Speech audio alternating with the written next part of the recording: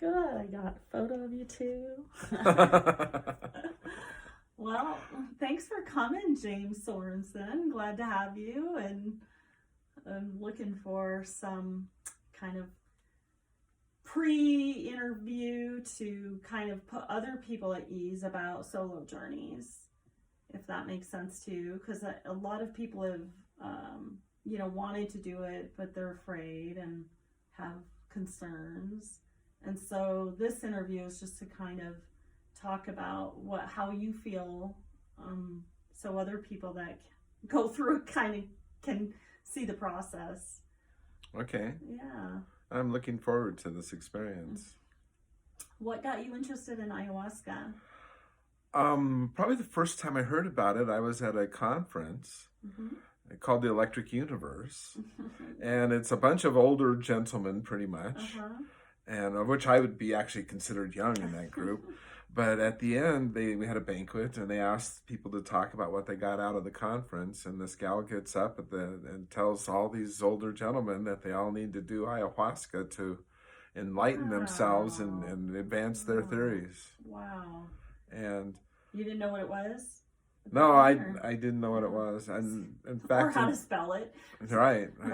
And I really didn't know. I haven't researched it that much. I've heard about it. It's always too far away. It's in Peru. Yeah. It's the shamans. It's a big trip.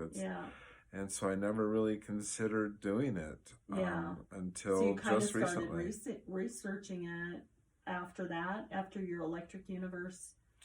A little. Had it come up or before that? Just a little bit, and not really. I would say up until about 2 to 3 weeks ago, I really didn't look into it seriously and actually start trying to figure out what it was. And I had heard of some people having pretty life-changing events with it.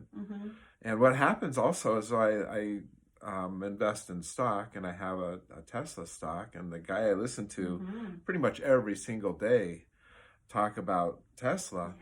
He just last week put out an hour-long video about his experience with ayahuasca, and that's what really kicked it off. And he more or less said that the videos he's doing now would have never happened if it had not been for his ayahuasca. He had 4 experiences in Peru. And it completely changed his life. He quit alcohol the first session. And he's never cared about it since. He said he's a pretty serious drinker. And and he talks about major changes in his life. And so then, coincidence, right? Right after that, I saw that you were having a meeting, and I came to that, and unbelievably, you're on board. You're ready to roll. I want to try it now. Yeah. Well, I'm glad you're here. It's been life-changing for me. And it's something I just want to see get out into the world and help heal the world, because we have so many addictions and problems. And our current solutions are terrible. The drugs that they are giving these people, I mean, you take some of these drugs, you got to wean yourself off them for months. And it says right on the label, may cause suicidal tendencies. I mean, this is... And so a natural plant, I very much believe in natural cures. I'm not a big fan of synthetic drugs. And have you thought much about, so one of the questions that come up, or doesn't come up much, but I always think that people would want to know more about, is what the pineal gland is actually doing, and how that kind of creates that death experience. Like in Peru, they call it the vine of the dead. So if you are in your journey confronting some type of release, like a death, like from an addiction yourself, what would one be that you would like to be released from, you could say? Well, I've smoked cannabis since I was 16 years old, I think. And there's been a few years where I didn't, but for the most part, I'm pretty steady. And that would be one addiction that I know that's dulled my senses. It's kind of kept me from doing things. Numbed you out, sort of? Numbed me out would be a good way to put it. And so I then read about several people now in my studies that have made that shift to where if cannabis were a sacred plant that I used occasionally, that would be one thing, but it isn't. It's become a habit. Yeah. What did you think of Graham Hancock's article that was in my kit? Yeah, I really liked he did ayahuasca, and he thought that's why he couldn't write without smoking marijuana. Yeah. And he did ayahuasca and realized he could write much better and much clearer. Right. And so, that's great. And I've followed Graham Hancock. I guess I probably have heard about ayahuasca, but through him, I almost without realizing it. Yeah. Because he's the psychedelic guru kind of. I realized today there's actually a strain of marijuana called ayahuasca. Is there really? Yes, ayahuasca purple. Oh, funny. But that's completely different than this. Yeah. Neat. Yeah, I've been around a lot of cannabis farms. I worked on 5 big pot farms and had lots of experience with the plant, being around the plant. It's a beautiful sacred plant. One of the best hobbies I've ever had is growing marijuana. It's just so fun. Cool. It's one of the most researched plants in the world. Yeah. Wow. But once again, I called it a sacred plant, and it's been condemned by our society and made illegal. And that was part of the Tesla investors story, is that I forgot what I was going to say. Well, I think you were about to talk about like when the Tesla, that guy was then relaying it to. The main part of his 40-minute video. In case you're wondering, it's called "Solving the Money Problem" on YouTube. Yeah. I suggest you go look at it. It's that psychedelics are really positioned to replace a lot of the pharmaceuticals. They're having long-term effects. You get on a pharmaceutical, you have to take it every day the rest of your life. Yeah. Whereas people go through long-term changes from 1 or 2 ayahuasca experiences that affect them forever. Yeah, life-changing for me. Yeah. Yeah, it freed so much oppression. I think I was stuck in melancholy for about, it felt like minimum 1.5 years. Might have been longer. I've had some things happen in the last couple of years, and I feel right now very stuck where I have all these projects, and I know I could exceed at all these different things in so many directions to go, and I don't seem to get started on any of them. Yeah. And that's one of the things that I've heard about but you ayahuasca. Just wrote a book. Yeah, I did. Oh, well, okay. So Let me see that. I wrote a book. Hold that it's up for called the Structured Atom Model. Uh-huh. And it basically states that the nucleus of the atom is got a structure to it, a very simple structure that grows in a predictable manner.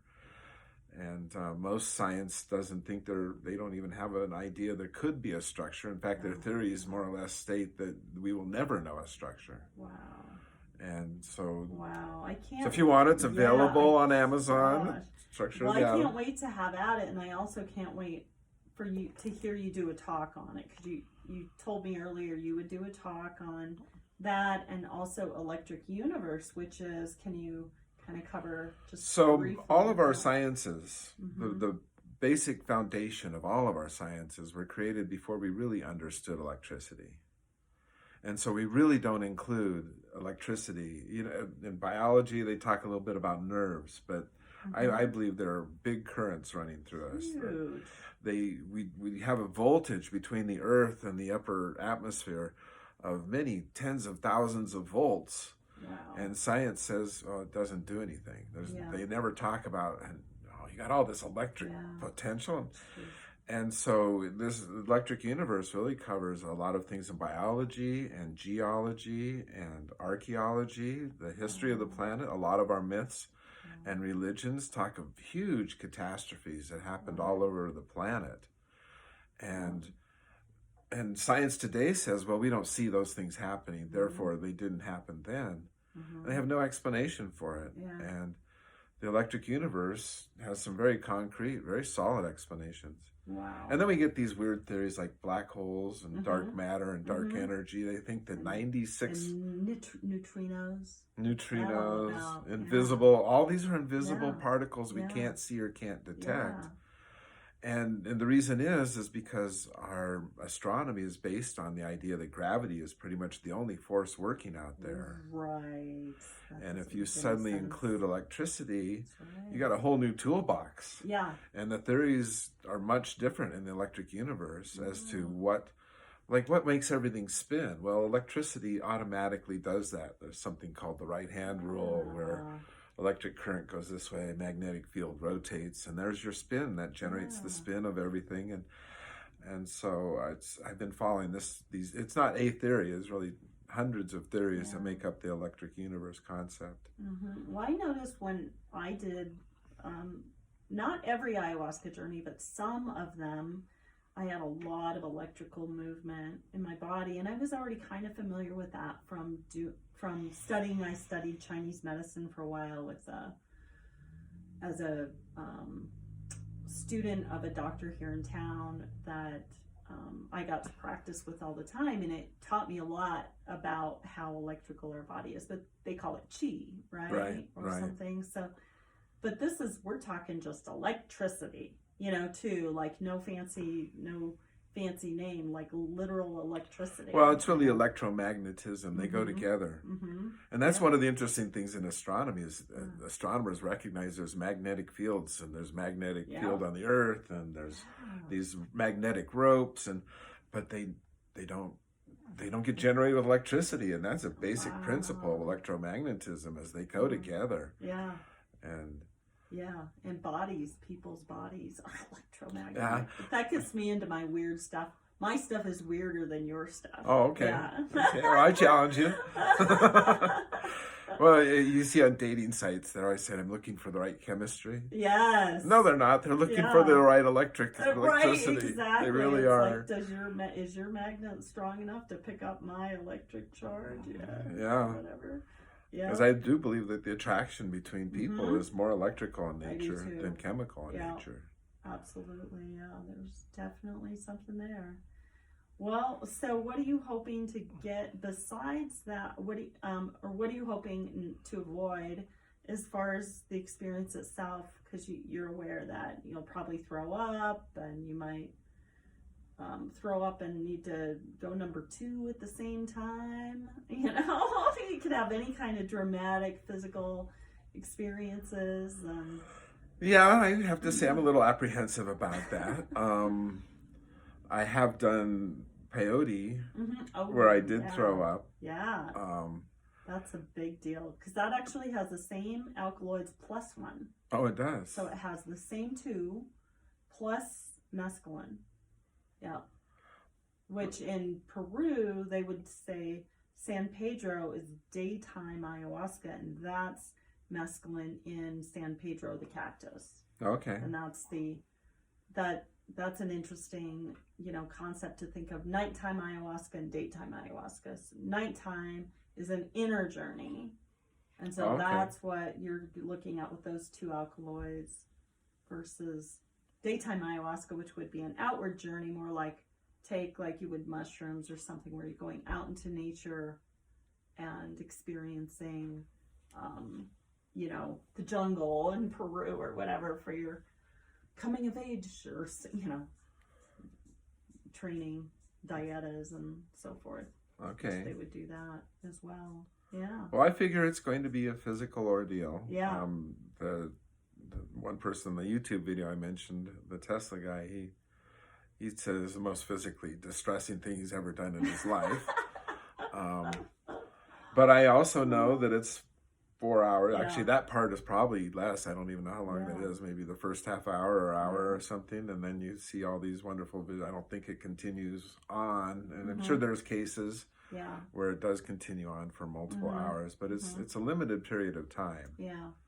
And so And it can kick in later. So some people who are older would be one reason it would kick in later, or they had used a lot of alcohol or other substances, and it's just slow to enter their liver channel or however that works.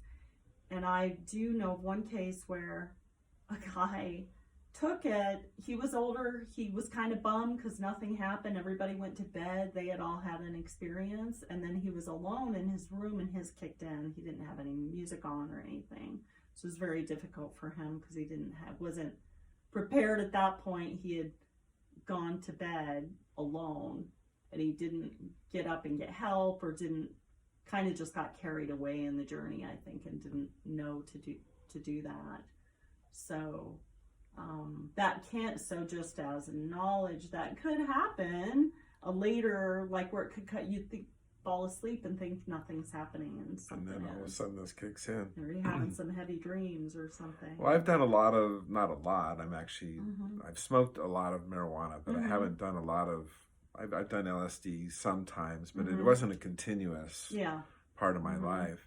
It'd be maybe a couple times in a year and then nothing for a year. But so, but I've done those things by myself quite often, and I prefer to trip by myself than with somebody. And so I'm thinking that part really doesn't bother me too much. The physical part, I figure I can get over.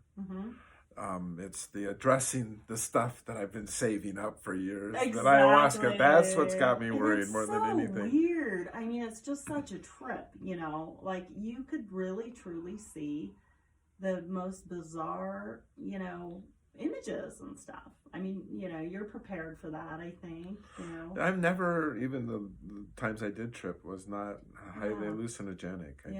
Things stayed pretty... Visuals, we like to call them. Instead of hallucinogenics, it implies to me that something crazy's going on in there that shouldn't be. Whereas visuals mean that stuff is already going on all the time. We're just getting access to it finally. That's how I like to look at the visuals instead of hallucinogenic, if that makes sense. To me, doesn't that kind of have that, it makes that sense word that way. Of like, you shouldn't, it's wrong, and you're hallucinating. Like it's a negative thing. Well, that's, I guess, the medical that War on Drugs has used that word, and maybe that's why it kind of has that tainted vibe to it for me. I just want the visuals, because they put context to it. Well, also, the physical part, you kind of stated that you really embrace it. I mean, you really embrace, this isn't just throwing up and a miserable, this is a purging of stuff that you've been holding on to, and you say, great, go for it, and just really let it happen. And so that kind of really changed my attitude about that part of it. And seeing it as portals too, going through portals to different spheres, you could say, or different levels in life, different perceptions. Like, instead of, like you were talking about linear, 2D, whatever, and like, whoa, all of a sudden you could have another way of perceiving your environment, your life, your world. And I think the portals, like all of the ayahuasca art will show like those portals kind of on the art. And those are literally, like, if you look at the Kabbalah, they're literally like caves that you would go through, or one would be a cave, something else could be an abyss where you're dropping off because there's no inner security to go through that portal. But all of them are hard to go to. When you get to the other side, it's light. So remember that when you're going through the journey, you're always looking for the light. Like, where's the light? And if you can't find it, if you're stuck in a dark place, you ask for, if you're conscious enough, you just kind of, you go, oh, I remember this, Lulu told me. Ask for the truth. So you got, I want the truth, because it'll clear something in you that's not seeing something truly like truth. Like, and then you can even say, ask for the love that can come in, like the love of God, if God's a word you use. For me, I use that word, but it means my own version of God, not the old man in the sky. Throw thunderbolts. And... But yeah, it is an entity in a sense that can give you love. So if you ask for that during the journey too, that'll come in. Yeah, I hadn't thought of that so much, as to really Yeah. sit down beforehand and map out, these are the subjects I really want to address in this journey. Yeah, and see if And they. instead of just let something happen and actually have intent behind it, I think would be a major contributor to a successful journey. It could make a big difference. It's like going to bed at night and saying, I want to dream and deal with this issue. And that may or may not happen. There's a thing with ayahuasca saying that is you get what you need. Yeah, so I've read that multiple times. I know. And I found that to be true, because I've had journeys where I thought I was going to get really cool visuals, and then I just cried for the whole journey, like a purging of sadness or sorrow. And then there's a lightness afterwards. Oh, yeah. Oh, my God. It's cathartic. You just feel so much better. All of the disgust to the purging, for me, I do vomit usually, and I feel that's a lot to do with disgust of certain things about my lifestyle, or certain things, certain perceptions that I don't like having about others. Yeah. You know, it's like I don't want to be angry about the people or this world the way I look at it. You know, a celestial being wouldn't see anything as with disgust, right? It would even see maggots as just part of the universe. It wouldn't really look at that as disgust. Yeah. So being here in this physical environment, we have a lot of, you know, repelling reactions to things, and I think that's where the disgust purges come from. Some people don't experience those. So you may not. Well, that's one thing they say in what I've been studying, is you don't really want to, in advance, get an idea of what you're going to experience. Yeah. Because as you said, it will show you what you need. It's going to give you what you need. And it might steer, it almost seems like the more you do that, the less you get anything that you expect. But when you least expect it, you know, I remember the time I least expected it, and I had these amazing conversations with the most intelligent beings. I have no idea who they were, and it felt like that doorway was opened up because I had done so many journeys, and so I wasn't purging anymore, you could say. It just kind of gave me access to the spirit world. So that's a fun one. That gives you a motivation, right? Yeah. That's a fun one. I know I have plenty of issues to work through. Yeah. I've been to quite a few spiritual workshops. I was a teacher I had for a long time, and I mean, we didn't do any drugs. That was forbidden in that group. And still, it's work. It's work. Yeah. You start addressing this stuff and bringing this stuff up, and people are crying, and that's good. And getting sick, and that's good. So this won't be alien to me to go through this. Yeah. But where were those spiritual workshops? Oh, Hawaii, Tahiti, Montana. Yeah. Well, you feel like, to me, like you've done work. I mean, you don't strike me as somebody who hangs out in the dark.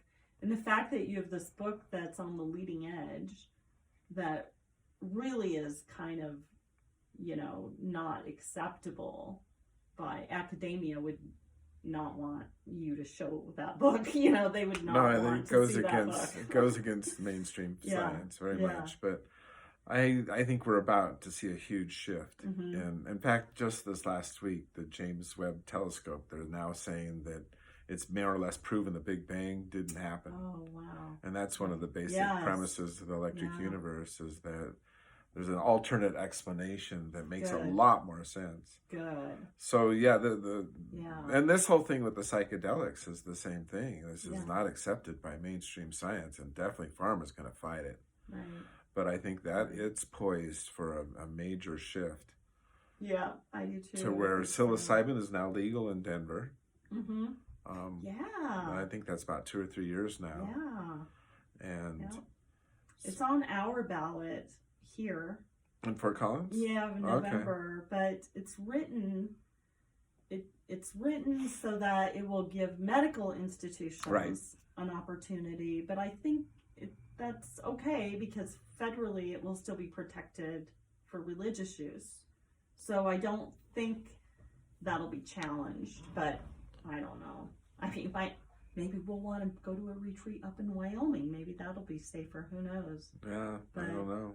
I don't know. That is a big concern I have, is that if it goes mainstream, it will become clinically approved. And they'll ruin it. I know. Right, and then they ruin everything. Actually, when I was in junior in high school, I wrote a 25-page term paper on LSD, and that was one of the big conclusions of that. I love that. Was depending upon I really feel like I know you. That's and was that it depends upon if you're put in a sterile room and you're told this is going to be terrible, then it's terrible, and if how you approach it is very different.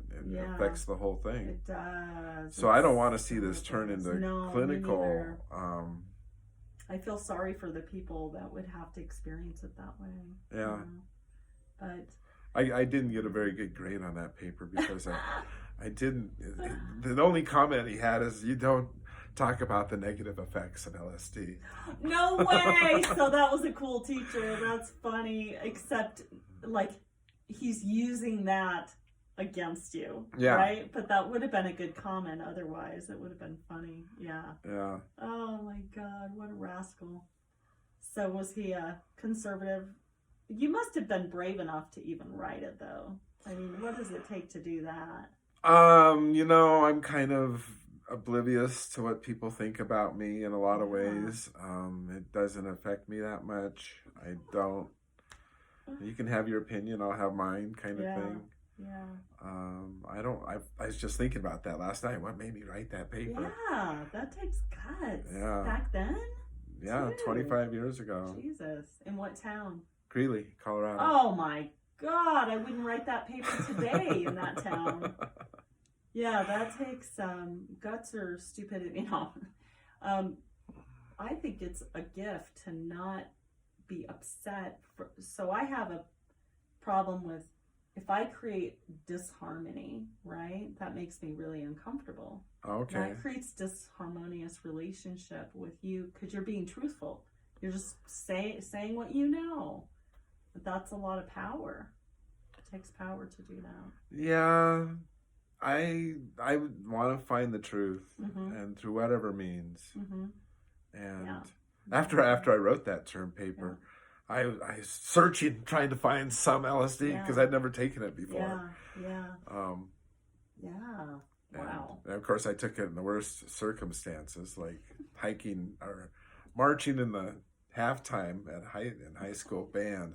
Right. And probably not the time to do something like that. Oh my God.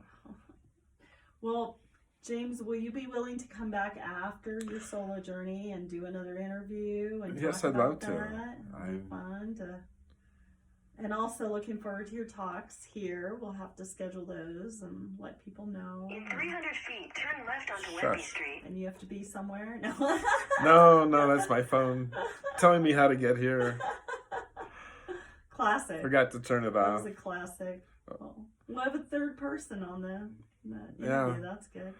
No, I'd love to talk about the electric universe because I think it's going to change everything. Yeah, I'm excited. I love this stuff. So I just feel blessed to find, anytime I find a leading edge person that steps into my life, it's like a gift. So I'm really glad that we found each other, and thank you for joining. Oh, I feel the same with what you've already introduced me. I've only known you a week, I guess. Yay, yeah. Thank you. And it's really, I really appreciate that you conveyed this is not a recreational drug, number one. And that's kind of what I perceived it as being, as you go to Peru and you see weird stuff, right? Yeah, it's not fun. Makes you a better person. Yeah. And that it's not an easy journey. Yeah. And then the idea that I can do this by myself. Yeah. Because, and you don't have a shaman rattling, making noise and dancing around you and questioning or directing you where he thinks you need to go. Exactly. And then the idea, I talked to a friend of mine, actually he's co-writer of this book here. And he's done it a couple times. He said it was in a group event, and he was really self-conscious, and it really kept him from experiencing it. Yes, exactly. And so exactly. I really like the idea. I can't say I'm not a little apprehensive. Yeah. But I like the idea of doing it alone. Yeah. And I think you'll love it. I just think you'll love it. I mean, if you already get that, you're, this is what it's made for, is people who you're not as codependent, and you don't need that reassurance so much. But, I interviewed a gal last week who does ceremonies, and she explained her ceremony as, if somebody is laying on the floor and feeling all lonely and sad and needs to have their hand held during the whole ceremony, we will make that happen for them. And I thought, wow, gosh, that's amazing. But I is that a good thing? Yeah, I don't think in Peru that they would do that. I think they would say, let's work through this emotion that you have that's got you feeling like you can't, like you're so alone, like it's okay Turn to left feel onto alone. Whitby Street, then turn left onto East Cook Street. We keep thinking we're done, so I haven't had you turn that off. Wow. Because it's fun, it's fun. There's so much to talk about with you. We could talk all day. Oh yeah. And cover all kinds of stuff. And well, let's wrap it up. Turn east on East Olive Street. There we go. Now that we're done. Right. Exactly. Now everybody knows where we are on East Olive Street, which is good. This is, I know I'm not in the video because we have small, low-key equipment here, but Tree of Life religious group, and we do run this out of 400 East Olive, but it's also a virtual religious group that you can join from a distance to make a statement about your preferences for religious spiritual use with ayahuasca. Or, just for me, it's all about that Tree of Life, which is, I covered that in a blog, and there isn't time to go into all of that so much here. No, there's so much but it's to a that. classic, it's a classic, it's embedded into the psyche too, of that serpent climb up the Tree of Life, to better yourself, to get closer to God, really, to the crown chakra, and join us there, and we'll post more in the comments section about how to contact James or me and get in touch with us. So thank you very much. Great. Sound good? Any last comments on your part, Eric? No, I'm looking forward to a heck of an adventure. Hopefully And if people want your book, hold that up again, James. There you go. Nature of the Atom. You could get that on Amazon. I'm stealing this copy. I'm excited.